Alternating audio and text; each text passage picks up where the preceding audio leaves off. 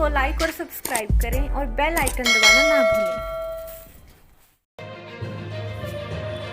पंचकुला में धूमल सिंह किरमिच ने Saraswati heritage board में संभाला पदभार। सरस्वती हेरिटेज बोर्ड में बतौर वाइस चेयरमैन पदभार किया ग्रहण। हरियाणा शिक्षा मंत्री कंवरपाल गुर्जर और महिला एवं बाल विकास मंत्री कमलेश डांडा रही मौजूद। कंवरपाल गुर्जर और कमलेश डांडा ने धूमल सिंह को नई जिम्मेदारी मिलने पर शुभकामनाएं दी।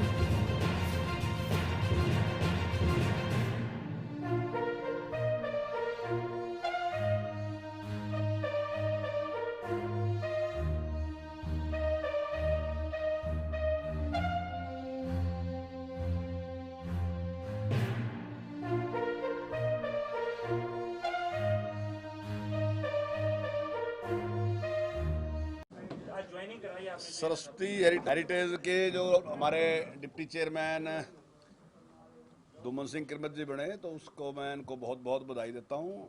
और जिस उद्देश्य के साथ इनको बढ़ाया, मैं समझता हूँ उसको बहुत जल्द ये पूरा करेंगे, क्योंकि हमारा बहुत प्रयास है कि सरस्वती जो है वो प्रकट रूप में इस प्रकार से धरती पे आनी चाहिए। बहुत प्रयास सरकार का इस टाइम इस पे हो रहा है और एक बांध बनाने की योजना हमारी है और काफ़ी हद तक उसमें मैं सफलता प्राप्त कर भी ली। कुछ छोटा सा इसमें काम रह रहा अभी, तो जैसे ही वहाँ पे बांध बनेगा तो बांध बनने के बाद कुछ पानी हम इस प्रकार से छोड़ेंगे। और धूमल सिंह जी बहुत सीनियर कार्यकर्ता हैं, पहले जिलाध्यक्ष भी रहे और बहुत सी जिम्मेदारियाँ पार्टी की इनके पास रही हैं और वहाँ पर इन्होंने बहुत अच्छा काम किया। तो मैं समझता हूँ अभी ये जो जिम्मेदारी इनको मिली तो इसको बहुत अच्छे तरीके से उसका निर्वाह धूमल सिंह जी करेंगे और जिस सोच के साथ इनकी नियुक्ति की गई तो उसको निश्चित तौर से फुलफिल करेंगे। एक पॉलिटिकल क्वेश्चन है, बड़ौदा उपचुनाव आ रहे हैं, तो क्या स्थिति रहेगी?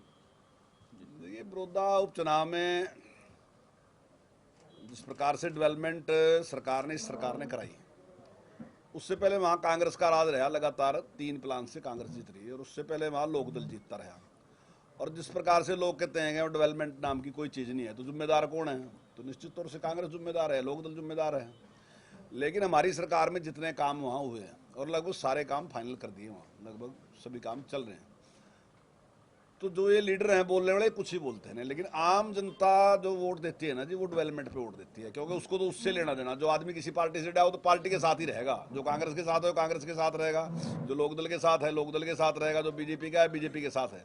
लेकिन फैसला ये लोग नहीं करते, फैसला आम जनता करती है, हमेशा ही आम जनता। वो आम जनता ही हर बार सरकारें बदलती है, आज इसकी सरकार कल उसकी सरकार, तो उसको करने का जो काम है वो आम जनता करती है। तो मैं समझता हूँ कि आम जनता जो है निश्चित तौर से भारतीय जनता पार्टी को आशीर्वाद देगी।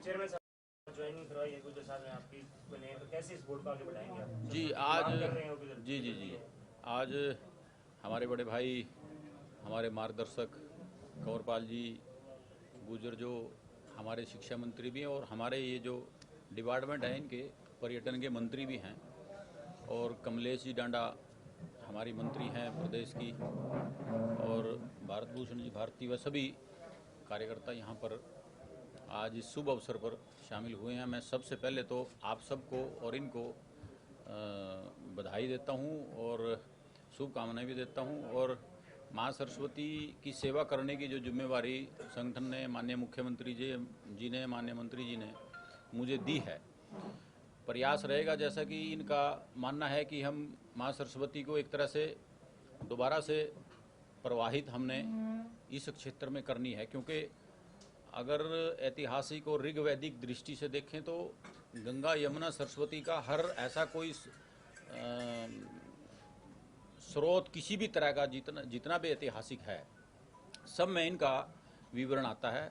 और माँ सरस्वती का कुरुक्षेत्र की धरा पर बहना एक बहुत बड़ी हमारे लिए एक योजना है सरकार की एक तरह से माननीय मुख्यमंत्री जी का बहुत बड़ा एक सपना है, माननीय दर्शन लाल जैन जी का एक बहुत बड़ा सपना है। उसको हम पूरा करने की कोशिश करेंगे जितनी हमारी परमात्मा ने हमें शक्ति दी है।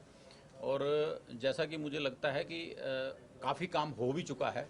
मेरे से पहले प्रशांत भारद्वाज जी और पूरी टीम लगे रहते थे, कंवरपाल जी का भी उसमें क्षेत्र आता है, आदि बद्री से लेकर आगे तक, तो ऐसा हमारा प्रयास रहे।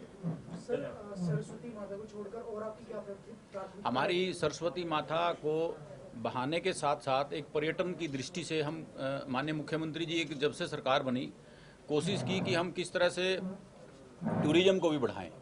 क्योंकि हमारा जो कुरुक्षेत्र है, कुरुक्षेत्र आज आसपास का जितना इलाका है, महाभारत युद्ध होने की वजह से यहाँ पर सैकड़ों तीर्थ हैं, सैकड़ों ऋषि मुनियों ने यहाँ पर तपस्याएं की, इतना बड़ा युद्ध हुआ। भगवान श्री कृष्ण ने इस धरती को चुना, कुरुक्षेत्र की भूमि को युद्ध के लिए इसलिए चुना कि माँ सरस्वती का यहाँ प्रवाह था और पहले ही यहाँ पेड़ पौधे इतने ऋषि मुनि यहाँ पर तपस्या करते थे।